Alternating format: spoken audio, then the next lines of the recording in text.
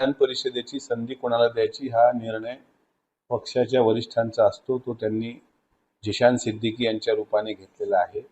मला विधान परिषदेवर संधी मिळालीच पाहिजे असा माझा अजिबात हट्ट नव्हता. फक्त नाराजी याकरिता व्यक्त केली की जर ती जागा माझी होती किंवा मी त्या जागेचा म्हणजे माझीच जागा ती खाली झालेली आहे, तर एकदा पक्षश्रेष्ठींनी विश्वासात घ्यायला पाहिजे होतं. मी त्यांच्या फोनची वाट पाहिली की की बाबा तुला थांबावं लागेल, आता यावेळेस आम्हाला देताना अडचण आहे, थोडं पुढच्या वेळेस तुला विचार करावा लागेल, तुला दुसरी काही जबाबदारी, असं काही न करता म्हणजे उत्तरं पण मिळाली नाहीत.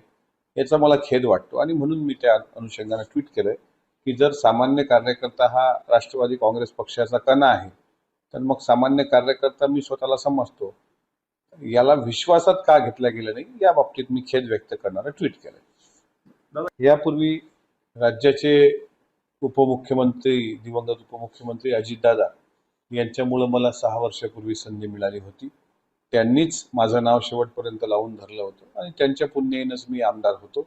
आज दादा नाहीत याची खंत मला होती आणि दादा नसल्यामुळे आणि दादा असतेही आणि असा जर प्रसंग आला असता की आता ही उमेदवारी आपल्याला भेटत नाही, पण दादांनी ऍटलिस्ट फोन केला असता, सांगितलं असतं की तुम्हाला थांबावं लागतं, पुढे तुमचा काहीतरी वेगळा विचार करू, पण तुर्तास तुम्हाला आमदार करता येणार नाही असं स्पष्ट सांगितलं असतं. ते यावेळेस झालं नाही.